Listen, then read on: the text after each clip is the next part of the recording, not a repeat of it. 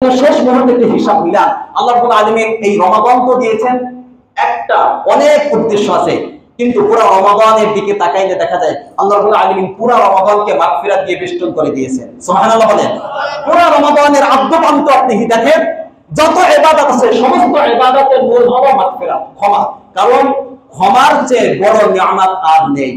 ঠিক না ঠিক? যার বলেন ঠিক না ঠিক? কাল কিয়ামতের ময়দানে যদি ক্ষমা না পাই জান্নাতে যাওয়া যাবে? ক্ষমা হলো সবচেয়ে বড় নিয়ামত, আল্লাহর সন্তুষ্টি হলো সবচেয়ে বড় নিয়ামত। পুরো রমাদানের এক একটা আমল ধরে ধরে আমি আপনাদেরকে দেখাই। যেমন আল্লাহ রাসূল বলেন, মান শামা রমাদানা ঈমানা ওয়া ইহতিসাবা গুফিরা লাহু মা তাকাদ্দামা মিন যামবি। যে ব্যক্তি রমাদানের দিনের বেলা রোজা রাখবে তার অতীতের সমস্ত গুনাহ maaf। এক, যে ব্যক্তি রাতে দাঁড়িয়ে দাঁড়িয়ে তারাবির নামাজ পড়বে তারও অতীতের সমস্ত গুনাহ maaf।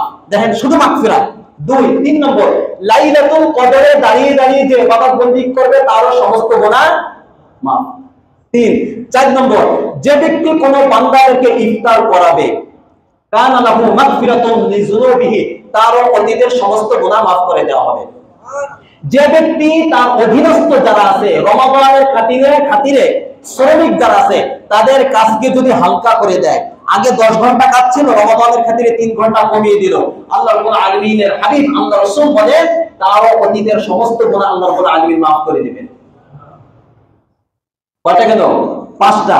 6 নম্বর, যারা সাহরি খায় তাদের জন্য মাগফিরাতের দোয়া করতে থাকে ফেরেশতারা, এখানেও ক্ষমা। আর একটা হাদিস আপনারা জানেন, আল কোরআন ওয়াস সিয়াম ইয়াশফাআনি লিল আবদি ইয়াওমাল কিয়ামাহ। কাল কিয়ামতের ময়দানে রোজা এবং কোরআন আল্লাহ রাব্বুল আলামিনের দরবারে সুপারিশ করবে। কিসের সুপারিশ? গুনাহ মাফের সুপারিশ। আর লাইলাতুল কদরের মধ্যে একটা দোয়া আছে, আল্লাহুম্মা ইন্নাকা আফুউন তুহিব্বুল আফওয়া ফাআফু আননি। আচ্ছা, এই দোয়ার মধ্যে কি শেখানো হয়েছে? যারা বলেন কি? গুনাহ মাফ। আল্লাহ তুমি ক্ষমাশীল, তুমি ক্ষমা করতে পছন্দ করো, আমাকে ক্ষমা করে দাও। শুধু ক্ষমা এটা আমি আপনাদেরকে দেখাচ্ছি। এরপরে যারা রোজা রাখে নিষ্পাপ ফেরেশতারা ইফতার করার আগ পর্যন্ত প্রতিটি মুহূর্তে তাদের জন্য মাগফিরাতের দোয়া করতে থাকে। 10 নম্বর, যারা রোজা রাখে 3 ব্যক্তির দোয়া আল্লাহ রাব্বুল আলামিন ফেরত দেন না। এর মধ্যে এক ব্যক্তি হলো রোজাদার। কি? রোজাদার। যতক্ষণ পর্যন্ত সে রোজা অবস্থায় থাকে ইফতার করার আগ পর্যন্ত যত দোয়া করে আচ্ছা, আমরা যত দোয়া করি এই দোয়ার মধ্যে গুনাহ মাফের একটা সিরিয়াল থাকে না থাকে না? ধরে বলেন থাকে না থাকে না? তো এখানেও মাগফিরাত, যে রোজাদার দোয়া করার সাথে সাথে তার অতীতের সমস্ত গুনাহ কি হয়ে যায়? মাফ হয়ে যায়। এই 10টা সাথে সাথে এই 10টা তো দেখাইলাম। আর আল্লাহ রাব্বুল আলামিন আমাদেরকে maaf করার জন্য পুরো রমাদানের প্রত্যেকটা ইবাদতের মধ্যে মাগফিরাত গুনাহ মাফের একটা বিষয় রাখছেন। সাথে সাথে শয়তানকে বন্দী করছেন। বন্দী আছে না নাই এখনো শয়তান? জোরে বলেন আছে না নাই? শয়তান এখনো বন্দী। কেন বন্দী? শয়তান বন্দী এজন্য যে শয়তান যেন ওয়াসওয়াসা দিয়ে ধোঁকা দিয়ে আমার বান্দাদেরকে গুনাহের দিকে না নিতে পারে। ঠিক না ঠিক বলেন? এরকম ভাবে আল্লাহ রাব্বুল আলামিন পুরো রমাদানকে বেষ্টন করে রেখেছেন। সাথে সাথে আল্লাহ রাব্বুল আলামিন ঘোষণা দিচ্ছেন, ইন্না লিল্লাহি ইনদা কুল্লি ফিতরাতিন উতাকা মিনান নার ওয়া যালিকা ফি কুল্লি লাইলা।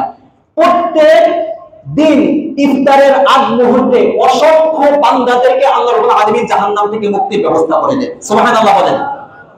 আরেকটা হাদিস আছে যে প্রত্যেক রাতে অসংখ্য বান্দাদেরকে আল্লাহ রাব্বুল আলামিন জাহান্নাম থেকে মুক্তির ব্যবস্থা করে দেন। আরেকটা হাদিস আছে 3 নম্বর হাদিস, রমাদানের শেষ মুহূর্তে ইউগফারু লাহুম ফি আখিরি লাইলাতিন মিন রমাদান। রমাদানের শেষ রাতের শেষ মুহূর্তে আল্লাহ রাব্বুল আলামিন পুরা রমাদানে যত বান্দাদেরকে জাহান্নাম থেকে মুক্তি দিয়েছে ওই শেষ মুহূর্তে ওই পরিমাণ লোকদেরকে আল্লাহ রাব্বুল আলামিন জাহান্নাম থেকে মুক্তির ব্যবস্থা করে দেন। এই 3টা হাদিস সামনে আনলে আরো হাদিস আছে। এক হাদিসের মধ্যে আসছে প্রতি রমাদানে আল্লাহ রাব্বুল আলামিন রমাদানের এক এক দিনে 10 লক্ষ বান্দাদেরকে জাহান্নাম থেকে মুক্তি দেন। সুবহানাল্লাহ বলেন। প্রতিদিন কয় লক্ষ? কথা বলেন কয় লক্ষ? 30 দিন কত হয়? জি কত? 3 কোটি। কত হয়? প্রতিদিন যদি 10 লক্ষ হয় তাহলে 30 দিনে কত? 3 কোটি। আর রমাদানের শেষ মুহূর্তে পুরা রমাদানে যে পরিমাণ ক্ষমা করছে রমাদানের শেষ মুহূর্তে ওই পরিমাণ ক্ষমা করবে, তাহলে কয় কোটি হলো? 6 কোটি। আচ্ছা, পুরা পৃথিবীতে মুসলিমদের সংখ্যা কত? ধরেন 150 কোটি। কত? 150 কোটি। এই 150 কোটির মধ্যে যদি 6 কোটি জাহান্নাম থেকে মুক্তি পায় বাকি রইল কত? 150 কোটি না, 150 কোটির মধ্যে যদি 6 কোটি বাদ যায় 144, তাহলে জাহান্নাম থেকে মুক্তিপ্রাপ্ত বান্দাদের সংখ্যা কম না বেশি? তার বলে না, কম না বেশি? কম। বেশি কেমনে?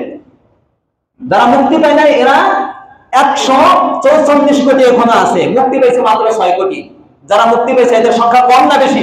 মাত্র কয়েক, অল্প কিছু। তাহলে বাকি যারা আছে তাদের কি অবস্থা হবে বলে? এই জন্যই বেশি বেশি কি চাওয়া? মাগফিরাত চাওয়া আল্লাহর কাছে, হিসাব মিলানো। আমি একটা গুনাহ রাখতে চাই না, ঠিক তো? ইনশাআল্লাহ বলেন। আমি আমার গুনার তালিকা ধরে ধরে ধরে ধরে কি কি গুনাহ করেছি, একটা গুনাহ নিয়ে আমি রমাদান পার করতে চাই না। ইনশাআল্লাহ সমস্ত গুনাহ মাফ করে আমি রমাদান শেষ করতে চাই। পারবো তো ইনশাআল্লাহ? এটা 3 নম্বর কর্মসূচি। এই জন্য আল্লাহ রাসূলের একজন সাহাবী কতাদা রাদিয়াল্লাহু তাআলা আনহু তিনি বলতেন যে ব্যক্তি রমাদানে নিজের গুনাহকে মাফ করাইতে পারলো না, সারা বছরেও তার ওই গুনাহ মাফ করার মতো তৌফিক আল্লাহ রাব্বুল আলামিন তাকে দেন না। নাউজুবিল্লাহ বলেন।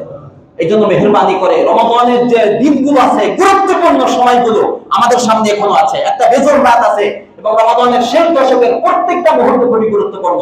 আমি আমার অতীতের সমস্ত গুনাহ আমি মাফ করিয়ে তারপর রমাদান শেষ করব ইনশাআল্লাহ বলেন। 3 নম্বর কর্মসূচি। 4 নম্বর